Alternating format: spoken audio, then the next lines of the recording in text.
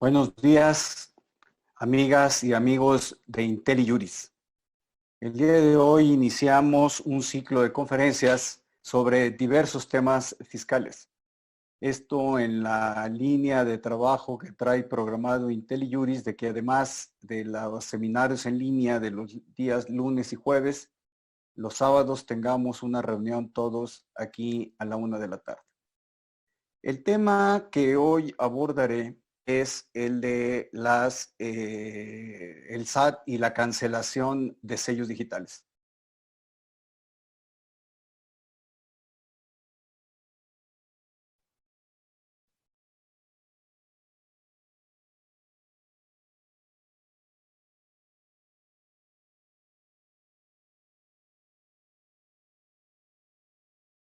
Es un tema álgido, de actualidad, en el que algunas notas periodísticas dan cuenta de la problemática a la que se están enfrentando algunas empresas debido a la situación complicada que tienen para cumplir con sus obligaciones fiscales.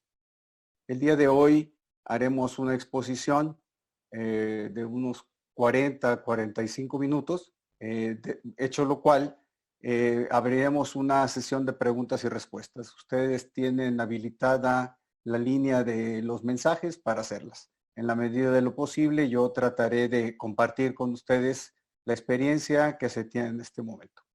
Como mencionaba, el SAT ha estado desde el año pasado con una serie de actuaciones en contra de los contribuyentes que incumplen obligaciones fiscales. El tema es interesante, es debatido, ha sido resuelto por la Suprema Corte de Justicia de la Nación, como lo veremos en unos momentos, y esto se sumó a una reforma fiscal de este año que dio más facultades al SAT, le dio más fuerza a las autoridades fiscales para proceder a la cancelación de sellos digitales. Como sabemos, los sellos digitales son el elemento indispensable para emitir las facturas fiscales, los comprobantes fiscales digitales por Internet. Todo esto está concatenado en la línea de que se requiere una firma electrónica avanzada. Al momento en que se emite la firma electrónica avanzada con todas las características personales, nombre, registro real de contribuyentes, la bioidentificación, huella digital, a efecto de que el SAT tenga la certidumbre de que la persona física que está realizando el trámite es la que se está dando de alta o está realizando los trámites correspondientes ante las autoridades fiscales. El Código Fiscal de la Federación establece un elemento adicional, que es el sello digital y el correspondiente certificado de sello digital, que es un archivo electrónico, es un elemento digital que crea certidumbre conforme las propias disposiciones fiscales lo establecen entre la identidad de la persona y su firma electrónica. Digamos que es el elemento que cruza digitalmente la firma electrónica con el documento digital que se emitirá, en este caso, una factura fiscal. Por lo tanto, en esta primera conclusión a la que vamos a llegar es que el sello digital es el elemento indispensable para que los contribuyentes puedan emitir sus facturas, el comprobante fiscal digital por Internet, como se les llama legalmente. ¿Qué sucede cuando el SAT restringe o cancela el sello digital? Los contribuyentes se quedan, como ustedes saben, sin la posibilidad de emitir facturas fiscales.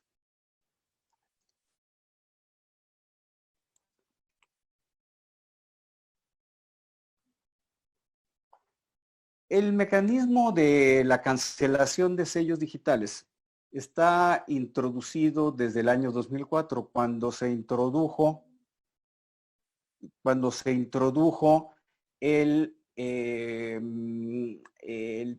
los mecanismos electrónicos de comunicación entre fisco y contribuyentes.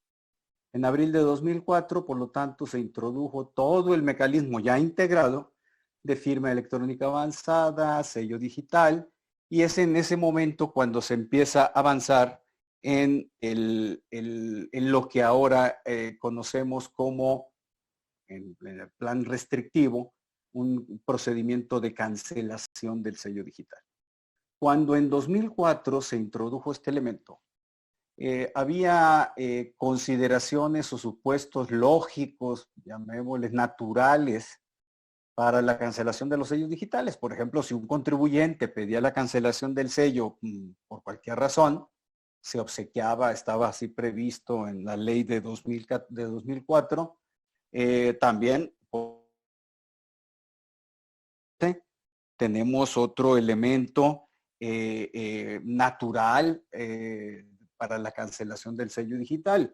Ya no hay, de hecho, por registro federal de contribuyentes, se tienen que cancelar, como ustedes saben, el sello digital se cancela, ya no hay firma electrónica avanzada y es un elemento natural. Y lo mismo cuando se da el supuesto de liquidación y fusión de sociedades. Esto implica que las sociedades, las personas jurídicas, las personas morales desaparecen y por vía de consecuencia se tiene que cancelar el sello digital. Sin embargo, en 2014 se introdujo una fracción 10 al artículo 17H, que fue el que se emitió en 2004. En esa fracción ya lo que se vino a comprender, como lo veremos en un momento, son irregularidades en el comportamiento de los contribuyentes que podrían llevar a la cancelación del sello digital. Un supuesto, pues, es la no presentación de declaraciones, no estar localizado en el domicilio fiscal. La diferencia, o en aquel momento, en la legislación que estuvo vigente de 2014 al 31 de diciembre de 2019, era un procedimiento sumario. El SAT detectaba las irregularidades y procedía a la cancelación inmediata del sello digital. Ahora, en un momento más veremos el procedimiento que todavía está vigente y cancelado, pues ya el contribuyente o los contribuyentes tenemos la posibilidad, me quiero referir al supuesto de las irregularidades, tendría que ser en tiempo pasado, ahorita explico por qué, teníamos la posibilidad de presentar una aclaración ex post, es decir, después de la cancelación del sello digital. En 2020, bueno, me regreso en 2014 al 2019, ese procedimiento sumario fue llevado a la Suprema Corte de Justicia de la Nación, emitió una serie de jurisprudencias incluso, en las que se resolvió que definitivamente los contribuyentes tenían restringidas sus posibilidades de defensa para oponerse a la cancelación de sellos. ¿Qué sucedió el 1 de enero de 2020? Lo que era la fracción 10 del artículo 17H, recordemos que esa fracción 10 estuvo tal cual vigente hasta el 31 de diciembre, se trasladaron los supuestos al 17H bis, por un lado. Segundo, se ampliaron a otras causales. Por ejemplo, lo veremos con detenimiento, para incluir a las empresas fantasma que venden facturas y también a los contribuyentes que adquieran esas facturas. Y se cambió el procedimiento y que de hecho por eso se creó el artículo 17H bis para hablar de dos momentos. Uno, la restricción temporal que da pauta a que los contribuyentes puedan presentar un caso de aclaración, es decir, oponerse, defenderse ante esa restricción temporal. Al momento de presentar la aclaración se rehabilita el certificado de sello digital y dependiendo de las consideraciones o de si los contribuyentes regularizamos la situación, se reactiva el sello. Es decir, lo que puede suceder es que queda reactivado el sello de manera definitiva en función del caso de aclaración que presentemos, o bien, en definitiva, quede cancelado. Y ahí los contribuyentes no tendremos otra opción que acudir a la defensa judicial. ¿Qué dice ahora el artículo 17H bis? Del lado izquierdo están las diversas fracciones del artículo. El procedimiento que es utilizado por el SAT, lo que aparece en asterisco a un costado de las fracciones es que es la indicación de que estas fueron incluidas en la reforma de 2020. La fracción 1 ya se encontraba, se ajustó nada más para comprender o ajustar. En el caso de que un contribuyente omita la presentación de su declaración anual por más de un mes, eso activa el procedimiento para la restricción temporal y en su caso la cancelación del sello digital. O bien cuando se omita la presentación de 2 declaraciones provisionales o definitivas. Definitivas en el IVA son las declaraciones mensuales y provisionales del impuesto sobre la renta.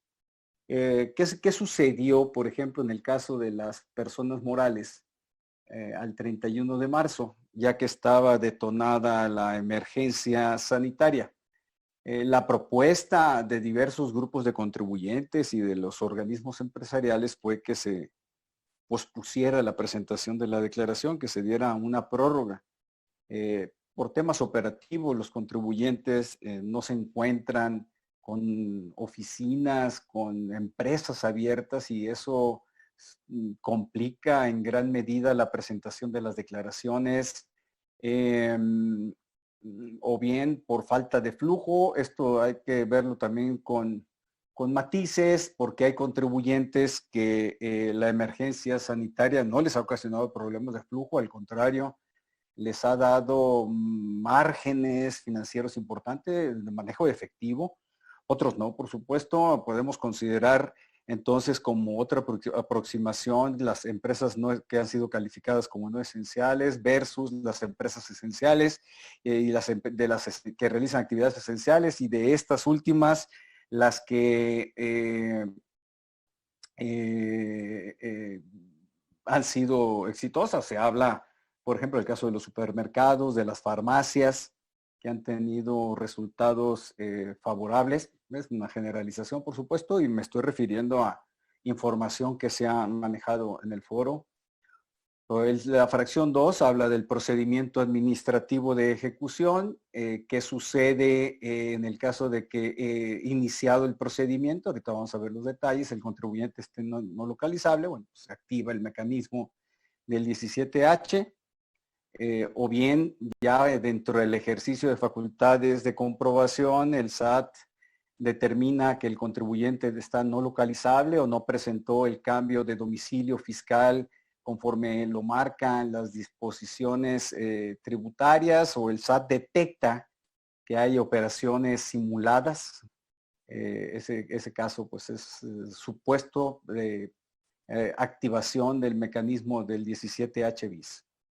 Las 2 fracciones siguientes fueron adicionadas en la reforma de este año. Son lo que se conoce coloquialmente como empresas fantasma. Hoy se ha tratado de trasladar la denominación como empresas fachada, empresas simuladoras, pero el nombre que está mejor colocado es el de empresas fantasma. Lo que trata de hacer las autoridades, sobre todo la Unidad de Inteligencia Financiera, es cambiar el concepto, porque son empresas, como son empresas reales, pues hablar de empresas fantasma no es tan real.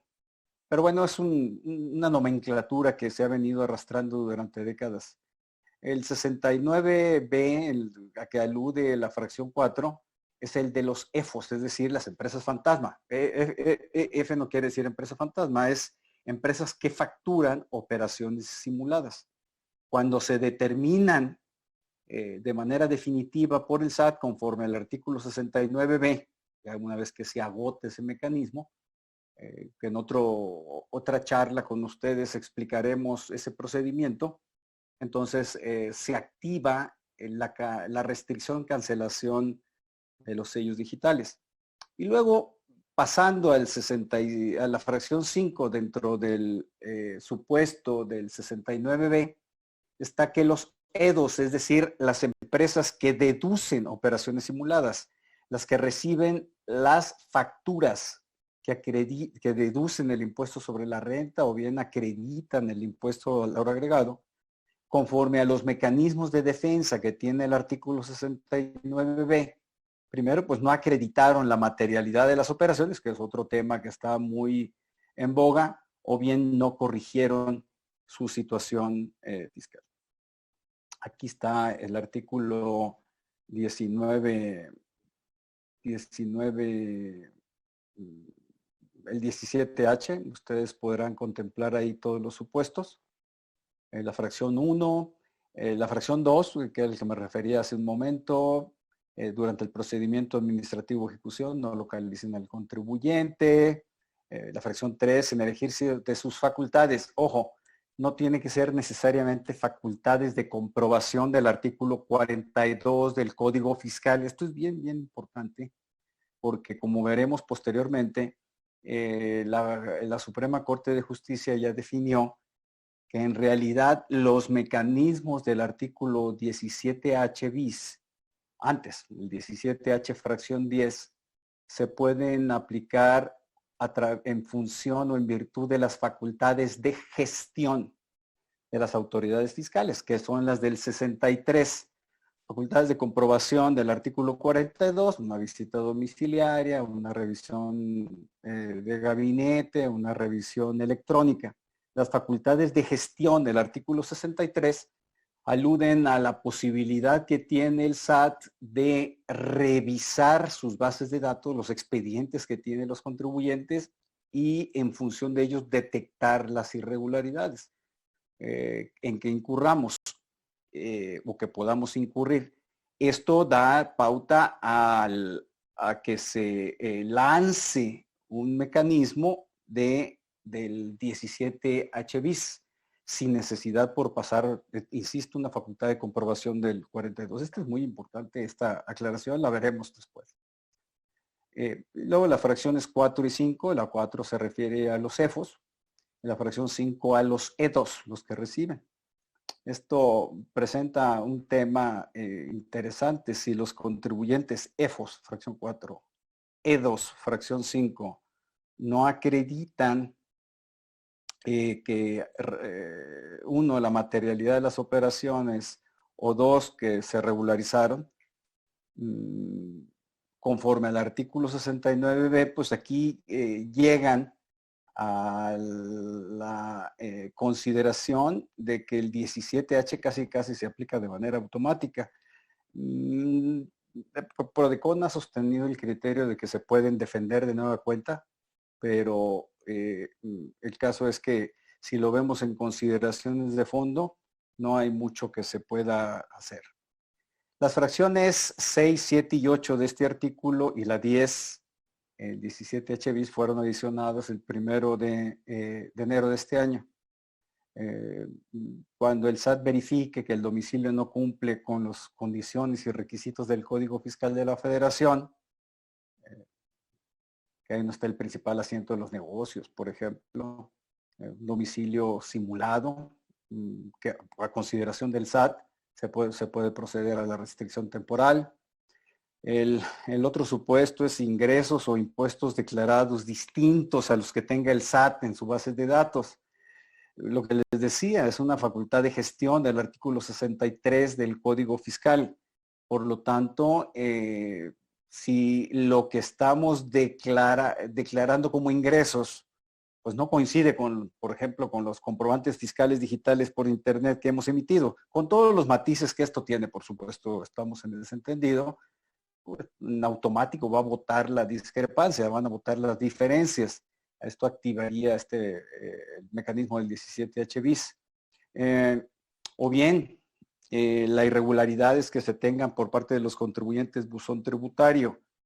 Si recordamos, la reforma fiscal de este año estableció, junto con reglas generales, estableció un plazo perentorio para que las personas morales tuvieran activado su buzón tributario más tardar el 31 de marzo y las personas físicas el 30 de abril. Si no los tenemos listos, nos ubicamos en un supuesto de cancelación de sellos digitales. Recordando que el buzón tributario es el elemento de comunicación, básicamente único elemento de comunicación entre fisco y contribuyentes para realizar la generalidad de los trámites.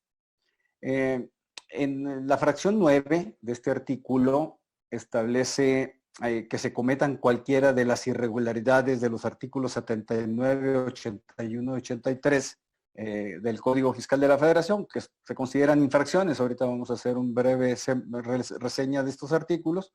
Propiamente ahí tiene marcado que es todo. Si ustedes analizan los supuestos de esos 3 artículos, más todos las hipótesis que hemos comentado con anterioridad, pues queda claro que será excepcional la situación de un contribuyente que no se ubique en la posibilidad, en el riesgo de que le sean cancelados los sellos digitales. Y la fracción 10, que también fue introducida este año, que va aparejada con otra reforma fiscal por la que se adicionó el artículo 69b bis. Esto es para regular o presumir, conforme a un mecanismo específico, un procedimiento especial, que hay una transmisión indebida de pérdidas fiscales entre contribuyentes. Las fracciones de este artículo 17H bis que estamos comentando, podrán ustedes verlas en esta presentación. La fracción 7 es muy poderosa, que fue adicionada este año. Detecten que el ingreso declarado, así como el impuesto retenido por el contribuyente, manifestado en las declaraciones de pagos provisionales, retenciones definitivos o anuales, no concuerden con los señalados en los comprobantes fiscales digitales por Internet, CFDIs, expedientes, documentos o base de datos que lleven las autoridades fiscales, tengan en su poder o a las que tengan acceso. Facultad de gestión claramente del artículo 63 del Código Fiscal de la Federación, que como señalé hace unos momentos, ha sido validado por la Suprema Corte de Justicia. La fracción 9 ya existía, son las infracciones, la comisión de cualquiera de las infracciones previstas en los artículos 79, 81 y 83. ¿Qué dicen estos artículos? Verán ustedes todo lo largo, la variedad de hipótesis que se comprende. Dice que son infracciones relacionadas con el registro federal de contribuyentes. Todo lo que tenga que ver con dicho registro está en el artículo 79. No solicitar la inscripción, no presentar solicitud de inscripción a nombre de un tercero, por ejemplo, de los trabajadores, no presentar los avisos al registro o hacerlo extemporáneamente, salvo que la presentación sea espontánea. No citar la clave del RFC en cualquier declaración, avisos, solicitudes, promociones y demás documentos que se presenten ante las autoridades fiscales y jurisdiccionales. Una omisión que se ve con regularidad es que en los juicios ante los tribunales federales, Tribunal Federal de Justicia Administrativa o los tribunales de amparo, juzgados de distrito, tribunales colegiados de circuito, Suprema Corte, no se, cuando son parte, las autoridades fiscales, por supuesto, el SAT, no se incorpora el registro federal de contribuyentes de quienes promueven, de la parte actora, de las demandadas, del contribuyente que está actuando. Y esto, de ser así, que es ordenado por la ley fiscal, de ser así, da pauta a una infracción, la de esta fracción 4, y por lo tanto también rebotaría, por utilizar una expresión coloquial, en la activación del mecanismo del 17H bis. Autorizar actas constitutivas de fisión, escisión de personas morales sin cumplir los requisitos de tener que precisar registro federal de contribuyentes, no asentar o asentar incorrectamente en las actas de asambleas, el RFC de cada socio accionista. Es decir, no verificar la clave del RFC, dice la fracción 9, que aparezca en los documentos que hace referencia a la fracción anterior, que son escrituras públicas, etcétera. Esto es en lo que se refiere a las infracciones del Registro Federal de Contribuyentes. Si nos vamos a la fracción, al artículo 81, estamos en otro supuesto. Son obligaciones relacionadas con la obligación de pagar contribuciones, ahí sí es pago, y presentar declaraciones, solicitudes, documentos, avisos, información o expedición de constancias, pues no presentarlas. O no hacerlo a través de los medios electrónicos. La fracción 2, también no presentar las declaraciones.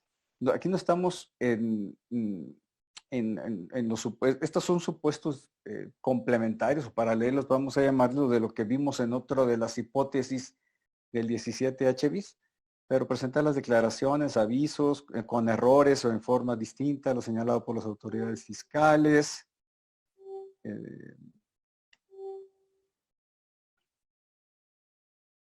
No pagar las contribuciones dentro del plazo que establezcan las disposiciones fiscales, salvo que sea espontáneo.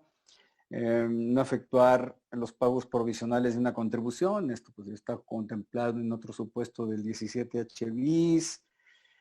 No presentar aviso de cambio de domicilio, presentarlo fuera de los plazos que señala el Código Fiscal, salvo que la presentación sea espontánea. No sé, aquí pueden ustedes ver que es una amplia gama de supuestos, no los leo todos, por supuesto, no tiene caso, pero lo que sí podemos detectar es que las irregularidades que aquí aparecen, pues ya son sobre situaciones específicas del artículo 73, fracción 13 de la Ley del Impuesto sobre la Renta, fracción 5 del artículo 32 del IVA, etcétera. La fracción 13 pues alude a la Ley del Impuesto Especial sobre Producción y Servicios. Ya son supuestos muy específicos contemplados en distintas leyes fiscales. Y aquí llegamos, pues, como lo pueden ver aquí, hasta la fracción 39 del artículo 81. Si nos vamos al artículo 83, pues vamos a tener otro catálogo. Estos ya son infracciones relacionadas con llevar contabilidad. Y aquí sí se especifica que sean descubiertas en el ejercicio de facultades de comprobación o de las facultades previstas en el artículo 22 de este código, como ubicamos ese artículo es en relación con devolución de contribuciones. No llevar contabilidad, no llevar algún libro o registro especial, llevar la contabilidad en forma distinta como se establezcan en el Código Fiscal, no hacer los asientos correspondientes de las operaciones efectuadas o hacerlos de manera incompleta, esa fracción 4 es importante. No poner, no conservar la contabilidad a disposición de las autoridades, pues en términos generales son 5 años, por excepción serán 10 años. Expedir comprobantes fiscales, dice la fracción 9, asentando la clave del RFC de contribuyentes que sean personas distintas a las que adquieren el bien o el servicio. Es decir, yo, Luis Pérez de Hacha, adquiero el bien o el servicio y asiento el RFC de otra persona. No dictaminar los estados financieros cuando hubieran optado por ello. La fracción 12, no expedir o acompañar, esto tiene mucho que ver con el tema aduanero, no expedir o acompañar la documentación que ampare mercancías en transporte en territorio nacional, etcétera. Ahí ustedes van a poder, estos son 18 fracciones. Como ven, en la suma de las hipótesis de los 3 artículos, 79, 81 y 83, pues vamos a llegar a supuestos amplísimos que puedan llevar a la aplicación del 17H bis. Ya entrando a los procedimientos, con la lámina anterior cerramos la parte sustantiva, lo que da lugar a la cancelación de sellos digitales. Vamos a entrar a la parte de procesal, de procedimiento. ¿Cómo está hoy regulado el artículo 17H, que es el que hemos venido hablando, que estuvo vigente en toda esta gama de irregularidades hasta el 31 de diciembre del año pasado. Si recordamos, esa fracción 10 es equivalente al artículo 17H bis. Me regreso al 17H. La cancelación que ahí está prevista es esta.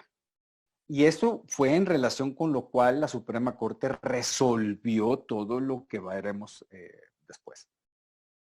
Ese 17H señala que cometida o ubicado alguno de los supuestos de cancelación, se cancelaba el sello digital, estoy hablando hasta el 31 de diciembre de 2019, y ya cancelado, el contribuyente no puede utilizar, no podía utilizar el certificado de sello digital.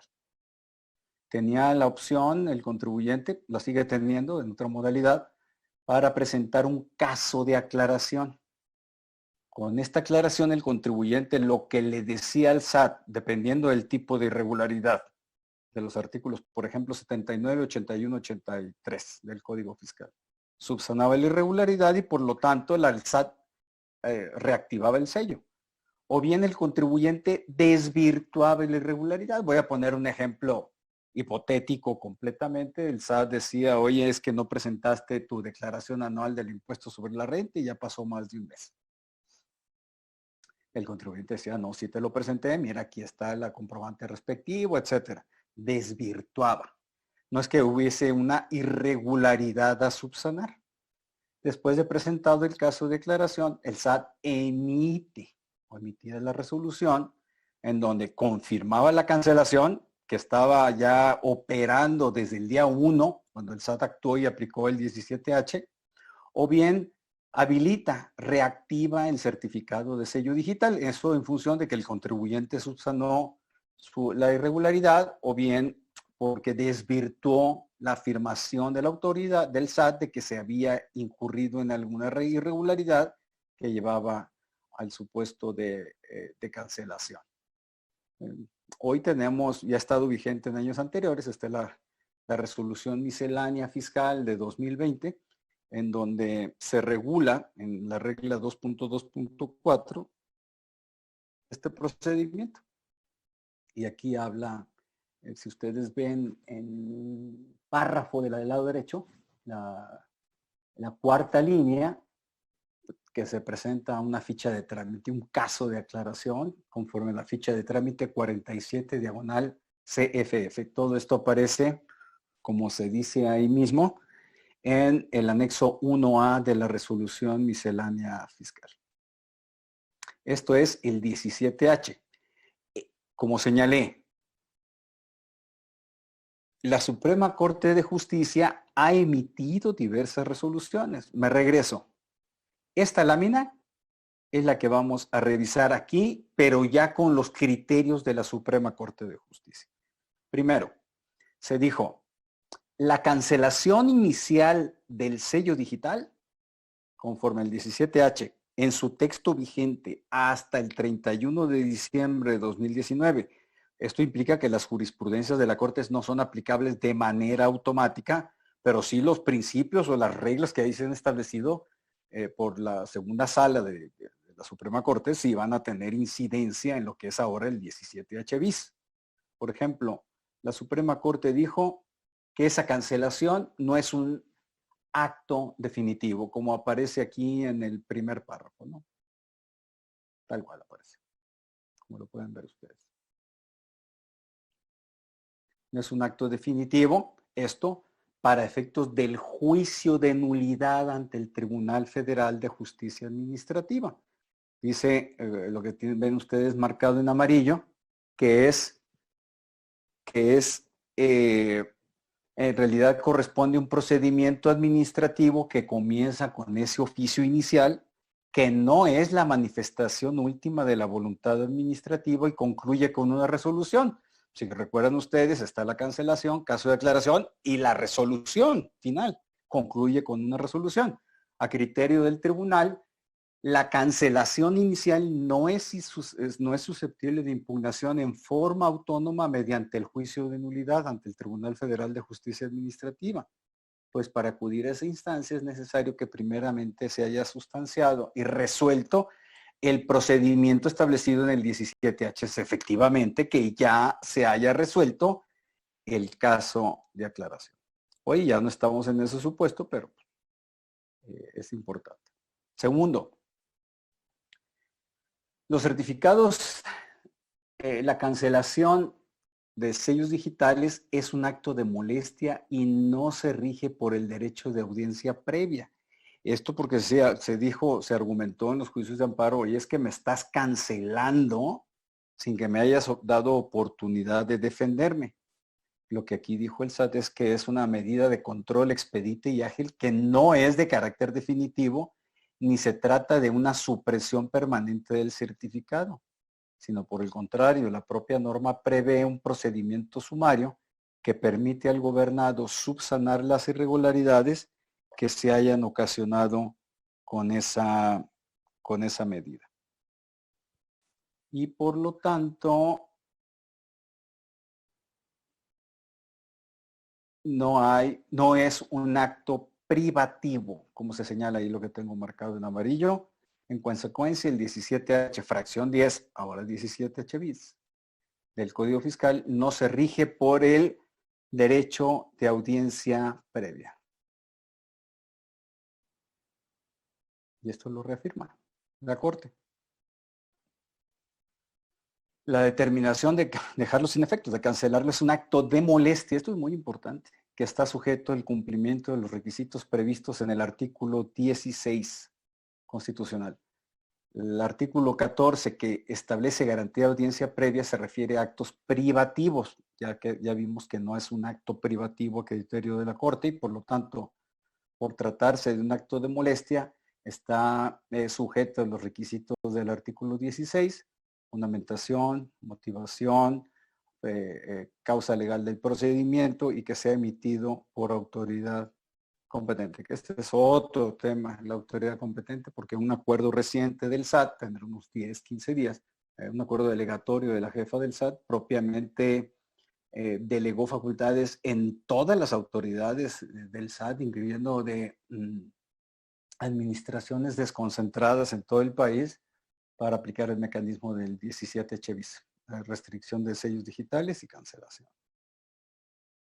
Y la otra, pues, consecuencia de lo anterior, es que la Corte, la segunda sala en jurisprudencia, esta sí ya quedó, es improcedente conceder la suspensión provisional del amparo. Y pues esto rige mucho lo que vendría siendo una consideración de suspensión definitiva, para que difícilmente podrá hablarse de que en esta materia, al menos, que si no se concede suspensión provisional, pues tampoco se procede la concesión de la suspensión definitiva. No se puede hablar así en términos tan genéricos, pero más o menos que podemos decir que son los indicios, ya que se permitiría al contribuyente, esto es bien importante, el uso del certificado de sello digital pese a que incurrió en alguna irregularidad que la ley sanciona con dejarlo sin efectos. Esta afirmación de la Corte sí es lapidaria, es fuerte, porque a mi parecer se sigue aplicando a los impuestos del 17H bis. Aquí da por hecho que la irregularidad es real y por lo tanto es cierta y que la aplicación de las disposiciones para la cancelación del sello digital se daban por válidas automáticas. Es una tesis jurisprudencial fuerte esta, sin lugar a dudas. La Corte pues ha resuelto también que no es una sanción, porque hubo la intención, es jurisprudencia también, hubo la intención de plantearle que no puede haber penas trascendentales, ¿no? Conforme lo prohíbe el artículo 22 de la Constitución. La Corte, como ven en la última línea, no concluyó que no se trata de una sanción. También es una conclusión dura. Hubo quienes intentaron, y todavía se pretende, el camino está restringido, intentaron transitar por el argumento de que se viola el derecho a la libertad de trabajo. La Corte dijo que no, como lo pueden ustedes ver en esta tesis. La Corte también concluyó que no se viola seguridad jurídica porque prevé un procedimiento ágil para que el contribuyente aclare su situación, demuestre que ha dejado de estar en el supuesto sancionable que llevó la cancelación del certificado. Y luego aquí la última línea, la temporalidad depende del propio contribuyente, quien debe tomar las medidas pertinentes para subsanar las irregularidades que haya ocasionado su cancelación sin que lo anterior le genere inseguridad jurídica o indefensión. Esto también es un tema duro porque se dice, bueno, la seguridad jurídica y la posibilidad de defensa depende de ti si subsanas las irregularidades, de ti contribuyente, por supuesto. En lo que corresponde ya a las infracciones que estábamos hablando de los artículos 79, 81 y 83 del Código Fiscal de la Federación, que hace un momento les puse en pantalla. Si esto lleva a la cancelación de los sellos, la confirmación de que se cancelen los sellos, pues la Corte ya resolvió primero que no se viola el test de proporcionalidad constitucional. La medida es válida y objetiva, es idónea, apta y adecuada, es proporcional. Y aquí está lo que les comenté hace un momento del artículo 63 del Código Fiscal. La autoridad, el SAT, ejerce sus facultades de gestión tributaria, no tanto de comprobación del artículo 42. Aquí está señalado en una conclusión clara por parte de la Suprema Corte de Justicia, porque si nos vamos a los supuestos de los artículos 79, 81 y 83 que están señalados en la tercera línea de esta tesis, son los que analizamos y en realidad no se requiere una facultad de comprobación. Así lo concluye la Corte, sino únicamente que de las bases de datos del SAT se desprenda que se cometió la infracción y por lo tanto se aplican las multas y por vía de consecuencia se cancela el sello digital. No genera inseguridad jurídica, va en la línea de lo que hemos comentado.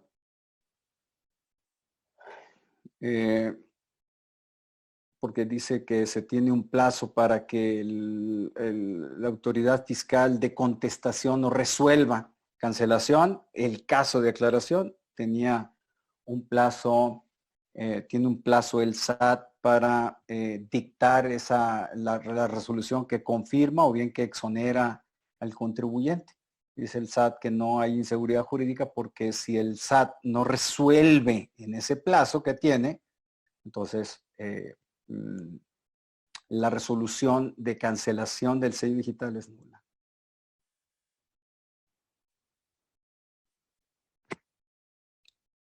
Y esta tesis también es contundente, ruda.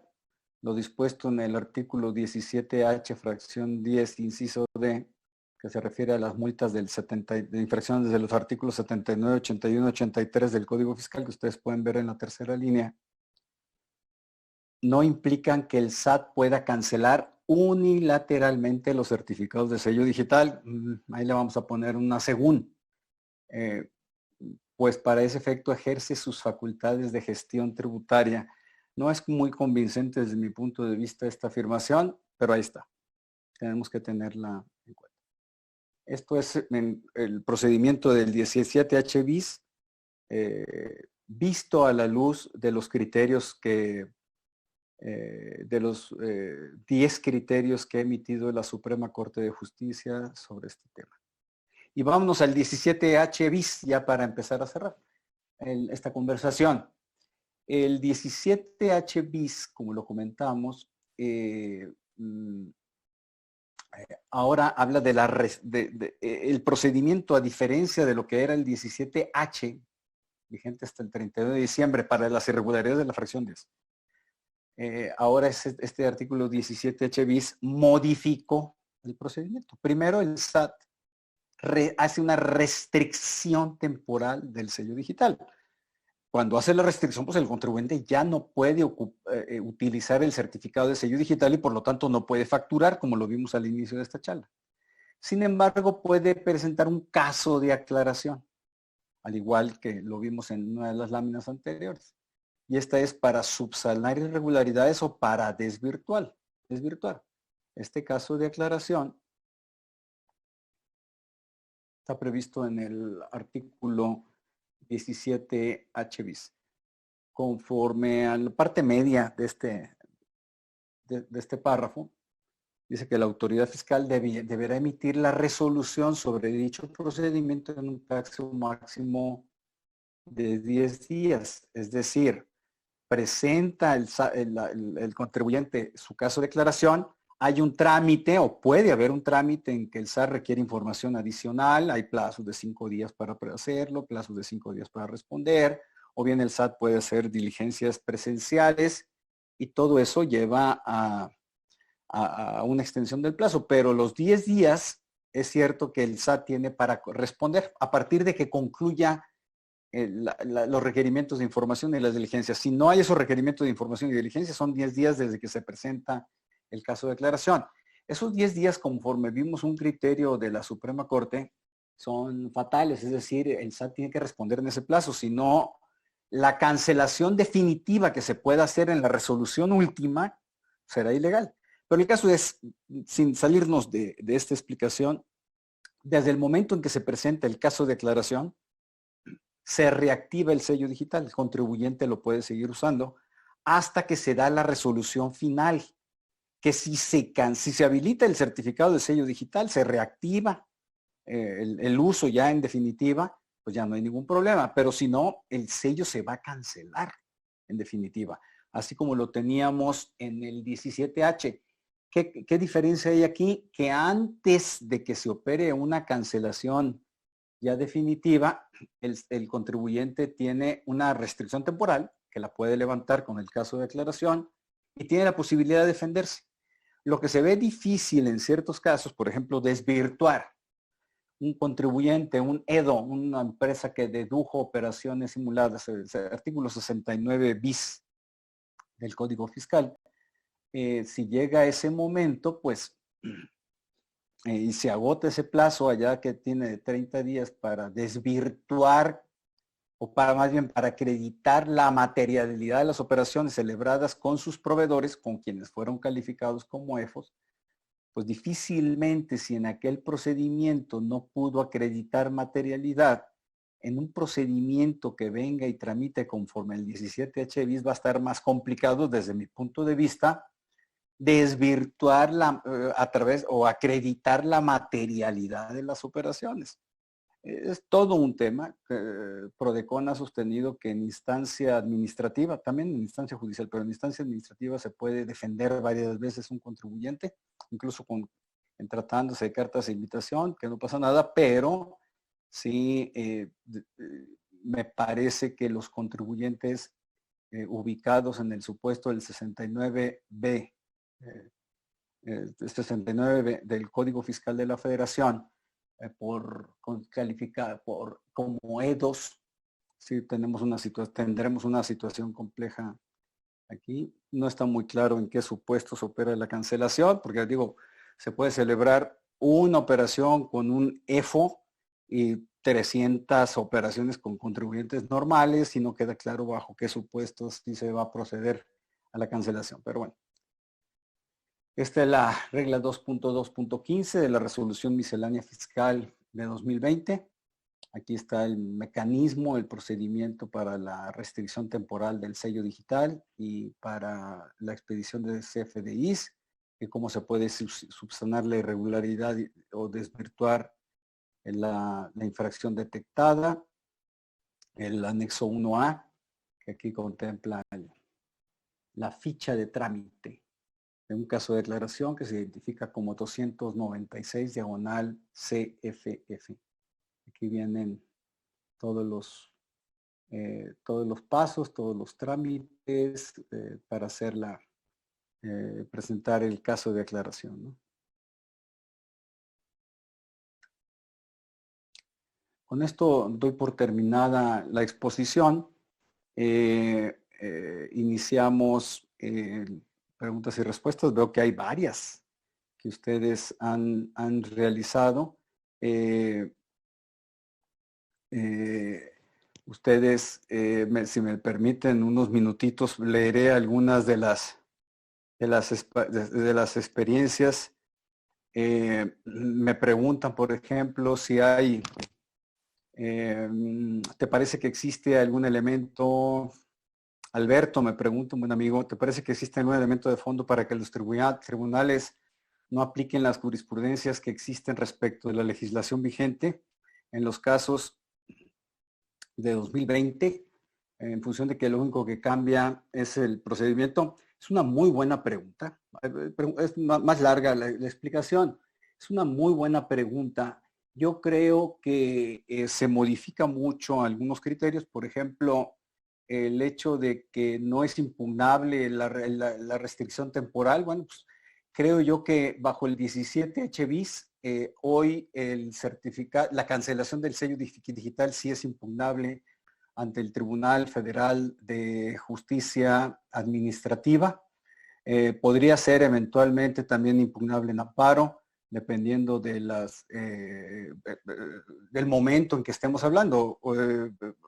Pensemos en que no estamos en la suspensión de plazos en Tribunal Federal de Justicia Administrativa ni en juicio de amparo, pero otras consideraciones sí puedo hacer, que la cancelación del sello digital conforme al 17H bis no vio la garantía de audiencia, pues ahora con el procedimiento previo la jurisprudencia tendría que ser inaplicable, que es acto de molestia, eso yo creo que la jurisprudencia sí es aplicable, que se trata de supuestos, salvo uno que aparece por ahí que comentamos, de cancelas, de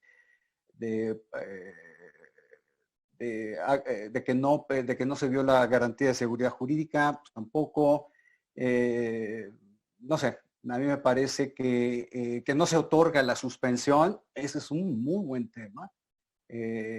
Yo creo que ese aspecto es de los más relevantes de las jurisprudencias que hemos comentado, porque en la práctica los contribuyentes a los que se les cancela el sello digital bajo el mecanismo anterior o dado la jurisprudencia que emitió la segunda sala de la Suprema Corte, difícilmente podrá sortearse ese supuesto.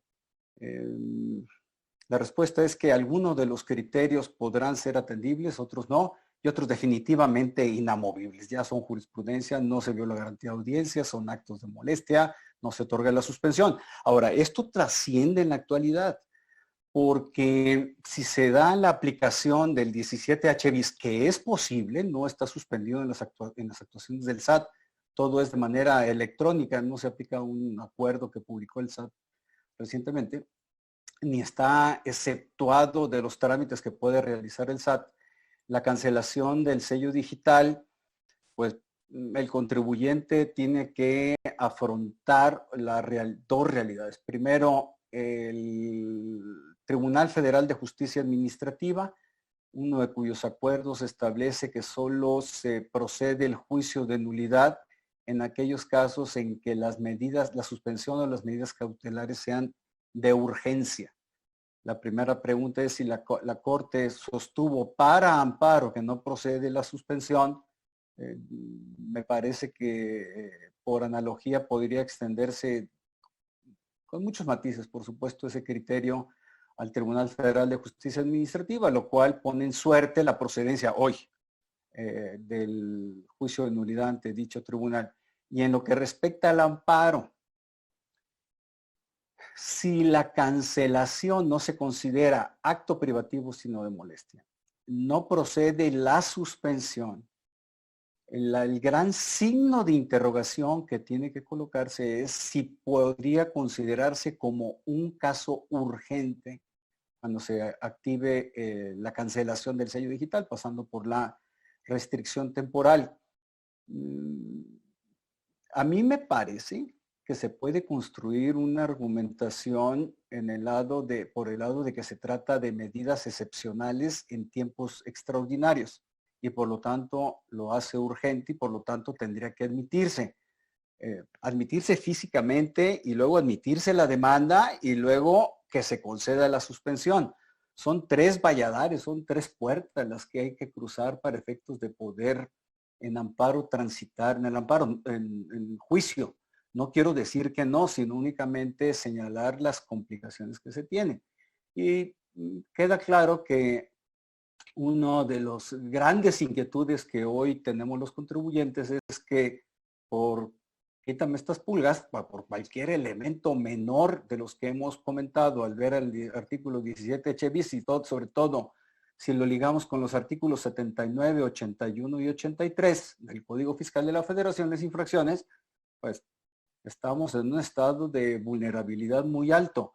A mí lo que me parece serio en este tema, grave, es la conjunción de dos elementos. Uno, los supuestos del 17H bis que nos ponen en situación crítica de riesgo de manera pronta, y la otra es los medios de defensa tan limitados que tenemos. Puedes decir, oye, es que se puede presentar recurso de revocación por medios digitales, pero ¿y cómo vamos a transitar cuando el SAT difícilmente, ya que llegó a una conclusión de cancelación de sellos digitales, vamos contracorriente? Es decir, estamos en una situación de desventaja. Por ahí hay algunos tratadistas, defensores, bueno, especialistas en materia de justicia constitucional, que narran que la peor injusticia es no tener justicia.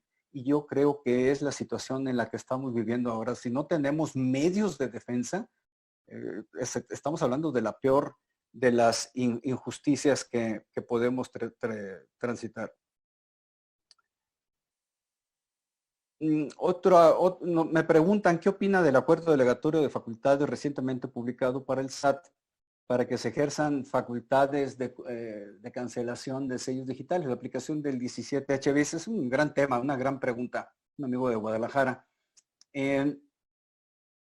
Una de las condiciones que se establecen en materia delegatoria es que la autoridad delegue la competencia que pueda delegar. Aquí se ha cuestionado mucho si la jefa del SAT puede delegar esas funciones. Yo sí coincido en que antes de dar el paso al esquema de delegación, tuvo que haberse realizado una reforma al reglamento interior del SAT. Eso me parece a mí en la construcción tradicional de la jurisprudencia en México de varias décadas. Me explico, de la ley del SAT se pasa al reglamento interior del SAT y luego a los acuerdos delegatorios. No puede haber un salto de la ley, facultades de la jefa del SAT, al acuerdo delegatorio. Se tiene que pasar por el reglamento interior. Desde mi punto de vista coincido que hay un tema de competencias a discutirse, dudoso desde mi punto de vista, a mi parecer, de si las autoridades en función a quienes se les delegaron facultades. Quiero pensar en las administraciones desconcentradas, jurídicas, de recaudación, de servicios, todo el país, se les delegaron las funciones para poder restringir y cancelar, en su caso, los sellos digitales. Para poder hacer ese paso, llegar hasta allá, sí se tuvo que haber reformado el reglamento interior de sello digital. Aquí hay una muy buena pregunta de Carolina. Dice que si un contribuyente no solicitó, no presentó el caso de aclaración que les estábamos diciendo después de la restricción temporal, lo puede hacer ahora. Tiene como 3 años que se lo cancelaron. Aquí, desafortunadamente, lo que procede, ya no procede desde mi punto de vista el medio de defensa. Nada más que sí voy a poner una modalidad, una segunda aquí. Un aspecto que se me olvidó comentar es que ni en el artículo 17H en su texto vigente hasta el 31 de diciembre de 2019, ni en el 17H bis vigente a partir de este año, se establece un plazo para que se presente un caso de aclaración. Eso es cierto. Por lo tanto, se establecen los plazos para que la autoridad responda.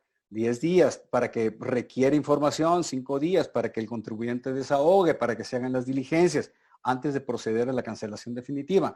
Pero no hay un plazo para presentar el caso de aclaración. Nosotros, yo lo he comentado con otros colegas, abogados, contadores, básicamente con abogados, porque al no haber plazo, voy a utilizar una expresión procesal, no precluye. No precluye la oportunidad de defensa. Yo creo que sí se tendría un problema procesal de llevarlo al amparo, pero no se, en materia de plazos procesales no se pueden inventar los plazos. Es una muy buena pregunta, sobre todo considerando que pasaron 3 años. Lo que establece el Código Fiscal, no recuerdo si es el Código Fiscal o la resolución miscelánea, es que el contribuyente puede pedir que se le otorgue otro sello digital, evidentemente subsanando la irregularidad que le fue imputada. Pero ahora sí que es un tema debatible. Desde mi punto de vista no precluye el plazo. Por lo tanto, queda abierto. Me preguntan también me repiten la pregunta, hace un momento, creo posible, me dice José, que es posible ya con el procedimiento del 18H bis que se inicien en contra de la resolución definitiva en la que se cancele el sello, sea posible obtener la suspensión de una medida cautelar en la que se pueda reactivar el sello, lo veo difícil. La jurisprudencia de la Suprema Corte no ayuda en nada, al contrario, no ayuda. Dice que pues, propiamente si lo conjuntamos esa tesis con otras que leímos, no se vio la garantía de seguridad jurídica, que no se puede activar el sello a través de una medida suspensional, perdón, a través de una medida suspensional cuando en la graduación, así lo dice la Suprema Corte, la graduación de la irregularidad, la reparación de la irregularidad queda en manos del contribuyente. Entonces dicen, no te concedo primero porque sería validar tu irregularidad, lo cual ya dio por cierta e inobjetable. Me refiero en el cuaderno incidental de amparo, de juicio de nulidad. Ya la dio por cierta, ya la dio por válida. Entonces no hay posibilidad de que el contribuyente se rehabilite. Yo veo muy difícil, se está intentando, por supuesto, no nos podemos quedar con los brazos cruzados, y eso va en la línea de lo que preguntaba Alberto también hace un momento, en qué extensión se aplican los criterios jurisprudenciales de la Corte. No ayudan, definitivamente no ayudan esos criterios. Está difícil dar una respuesta satisfactoria, me gustaría responder de otra manera, pero lo veo complicado. Me preguntan del acuerdo delegatorio de facultades. ¿Usted cree que cambien? Me pregunta Salvador. ¿Usted cree que cambien los criterios de la Suprema Corte de Justicia? ¿Podrán cambiar eventualmente? Lo veo difícil. Lo veo difícil. Primero, porque ya con jurisprudencia, refiriéndose al 17H, por supuesto, no al 17H bis ni al procedimiento de restricción temporal del nuevo artículo. Tenemos que agotar o juicios de nulidad o juicio de amparo ante juez de distrito, y dependiendo de los planteamientos se tendrá que transitar por tribunal colegiado de circuito y ya llegar a la Suprema Corte de Justicia. Es un camino largo. Yo creo que en corto plazo, especulando, quizá unos 12, 18 meses, 24 meses, no veo manera de que esos criterios se cambien de inmediato. Eso por un lado, desde el punto de vista procesal. Desde el punto de vista sustantivo, ciertamente hay un elemento a considerar del procedimiento del 17H bis y los supuestos que se prevén en él no son los mismos que el 17H conforme al cual fueron emitidas las jurisprudencias de la Corte. Yo creo que ese sí es un elemento a considerar. Se tienen que revisar algunos de los supuestos muy severos. Es una disposición destructiva completamente. Se tienen que hacer nuevos planteamientos. Ya los que no transitaron no tiene caso insistir en ellos. Pero además de la procedencia ordinaria de que lleguen a la Corte, tenemos la situación de emergencia que restringe mucho que siquiera nos acepten en el escritorio. Acordemos una cosa, cómo se está ahorita analizando el tema de casos urgentes en amparo. Se llevan los casos ante los secretarios y estos en escritorio evalúan o no si aceptan la demanda y le ponen sello de registro. Es decir, lo que sucede en muchas ocasiones es que no regresan la demanda sin sello de registro, no regresan. Se ha intentado también por la vía electrónica, por supuesto. ¿Qué sucede? Pues no regresan por vía electrónica el mismo sin darle trámite y sin darle registro. Eso implica que no tenemos queja, porque no hay un desechamiento formal. Es todo un tema. Por eso hace un momento hablaba. La injusticia más grande es no tener justicia. Esto en respuesta a Salvador.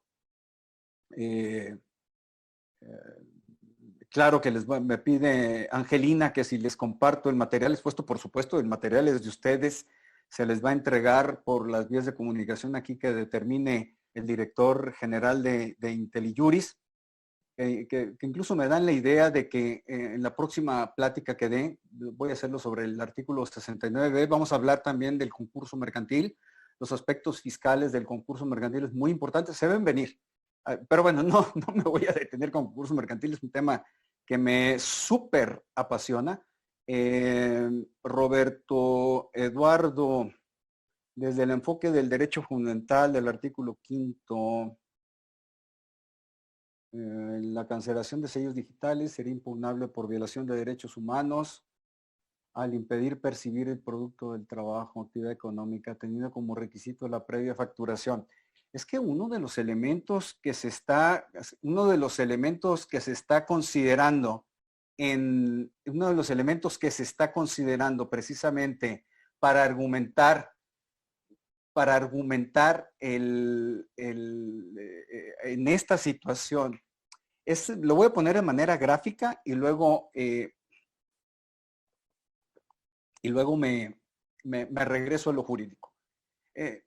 Muchos contribuyentes, actividades no esenciales, voy a hablar así en términos muy generales, actividades no esenciales traen un problema de flujo, por lo tanto sí pueden presentar las declaraciones, pero para presentarlas tienen que falsear la información y al falsear la información, pues ya se ubican en uno de los supuestos, bueno, no falsear la información, presentar la información de manera insatisfactoria en función de que no va a empatar, no va a cuadrar con la información que tiene el SAT en sus expedientes. Entonces ya es un supuesto. Pero además no va a pagar lo que debe, porque tiene un problema de flujo. Si lo vemos en términos de sanción, que ya la Corte dijo que no es sanción, pero bueno, quedémonos en una medida disciplinaria, una medida correctiva del SAT. Si lo vemos de esa medida, lo que está haciendo la disposición fiscal si nos cancela el sello es terminando de rematar al contribuyente que está en una situación crítica. Es una paradoja, es un contrasentido, es un absurdo, ni siquiera una paradoja. Porque si el contribuyente no puede pagar precisamente por falta de flujo o no puede cumplir las obligaciones y ahora se viene la presentación de la siguiente declaración provisional de renta y la definitiva de IVA para personas morales. Entonces es una situación caótica. ¿Qué quiere decir esto? Que las propias normas fiscales ponen en situación de muerte a los contribuyentes. Esto trasladado al lenguaje jurídico quiere decir que en la situación extraordinaria que estamos viviendo, conforme lo ha dicho la Corte en test de proporcionalidad constitucional, ya dijo que no se viola, pero era en condiciones ordinarias, en las condiciones extraordinarias en las que estamos, que así fue calificado por la autoridad sanitaria competente, el Consejo de Salubridad General. Esto significa que estamos en una situación distinta y por lo tanto el test de proporcionalidad tiene que ser apreciado y analizado bajo una diferente óptica. Respondiendo a la pregunta que me hace Rodolfo Eduardo, sí, yo coincido que por ese argumento o bajo el de test de proporcionalidad constitucional, test de proporcionalidad tributaria, sí prosperaría un argumento de inconstitucionalidad. Acordémonos también que sí faltan planteamientos de inconstitucionalidad dirigidos a otras de las fracciones del artículo 17H bis, de las fracciones nuevas, ¿no? En donde se pueden detonar argumentaciones muy interesantes. La respuesta es que sí, Rodolfo Eduardo. Uriel, ¿qué pasa en el supuesto en el cual el proveedor a quien le fue cancelado el sello digital no emitió la factura antes de que le fuera cancelado los sellos? ¿Hay una forma de sustituir el CFDI y de hacerlo deducible? No. Si no tenemos CFDI no podemos deducir el gasto y no podemos acreditar el IVA. Es uno de los problemas que se presentan en la práctica con regularidad. En tu opinión, me pregunta Alberto, también mi buen amigo Alberto, mediante esta nueva mecánica se ofrece una nueva oportunidad de acreditar la materialidad para los EDOs que no lo hicieron dentro de los 30 días siguientes a la publicación de la lista negra, sí. Aunque aquí me voy a mover al artículo 69, 69B del Código Fiscal de la Federación, EFOS y EDOS. Para los EDOS, para los contribuyentes que dedujeron las facturas recibidas de EFOS, que están en las listas negras. La publicación en el diario oficial de las listas de los EFOS no se puede tener como notificación formal para los EDOS. Esto es un criterio ya de varias décadas de la Suprema Corte de Justicia de la Nación, sobre todo en materia de expropiación. ¿Qué sucedía ya en las décadas de 50, 60, 70 del siglo pasado? Las expropiaciones se notificaban por diario oficial, no se notificaban personalmente a los dueños de los predios expropiados. Y eso años después, décadas incluso después, llegaban las sucesiones, es decir, los sucesores de las personas que habían sido los dueños de los terrenos a presentar par, que les habían expropiado y no se había respetado garantía de audiencia. Y todo esto reafirmó un criterio añejo de la Corte de que las notificaciones por diario oficial no hacen las veces de notificación formal. ¿A qué voy con esto? 69B del Código Fiscal. La publicación de las listas de los EFOS, conforme dicho artículo, no hacen efectos de notificación formal para los EDOS. Por lo tanto, desde mi punto de vista, el plazo de 30 días queda abierto para los EDOS para que lo ejercen en cualquier momento. Es decir, yo ahorita me ostento sabedor. Pero suponiendo que por alguna razón vamos y responder la pregunta de Alberto, si no me defiendo allá en aquellos 30 días, tomando como válida la notificación en el diario oficial de la Federación, si hay un nuevo plazo para defendernos conforme al 17H bis, plazo abierto, como comenté hace un momento.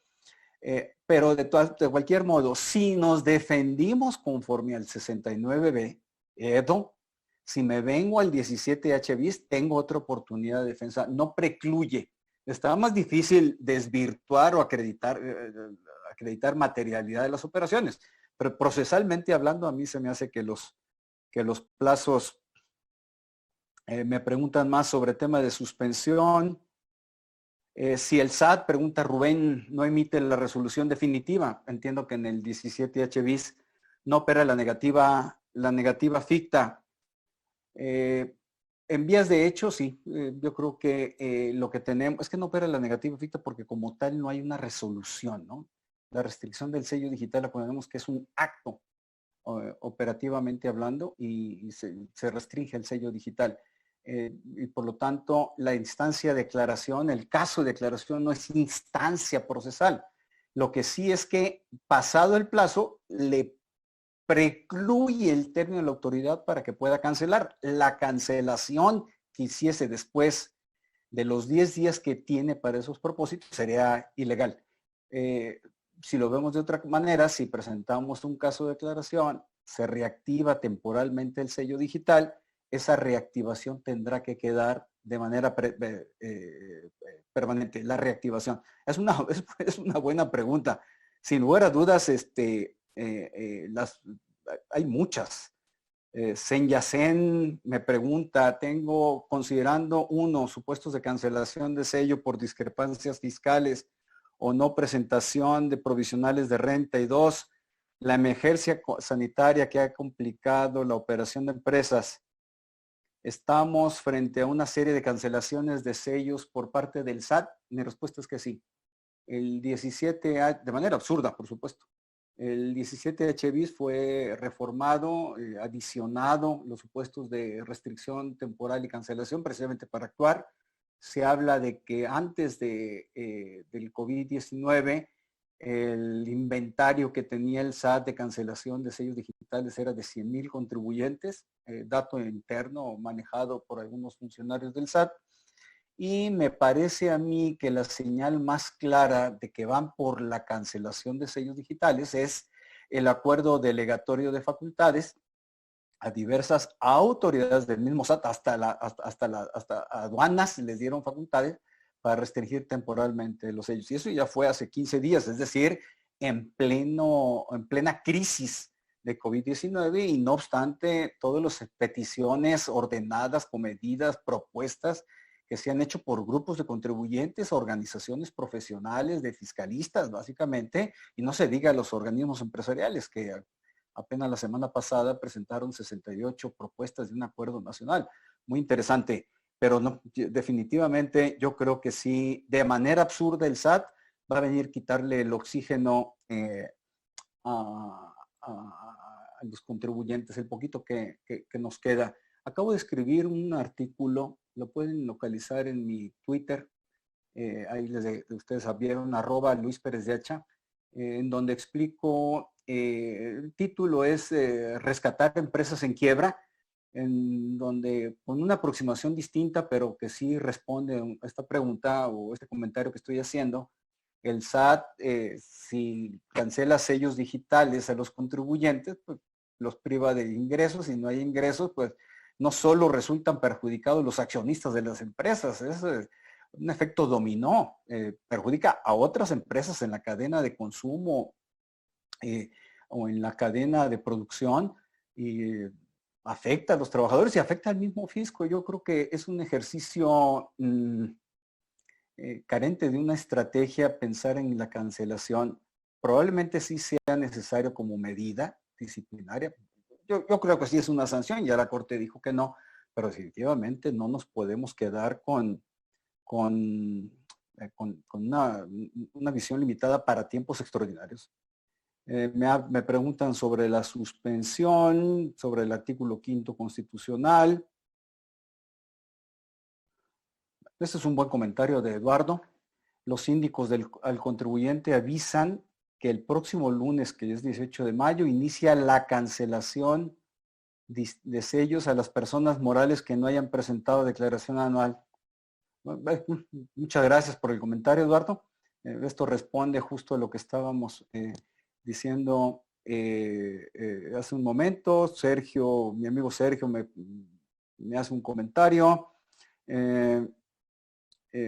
Respondo una pregunta más de mi amigo Luis Alfonso. Es preocupante la normatividad tributaria respecto a la restricción, cancelación de sellos digitales.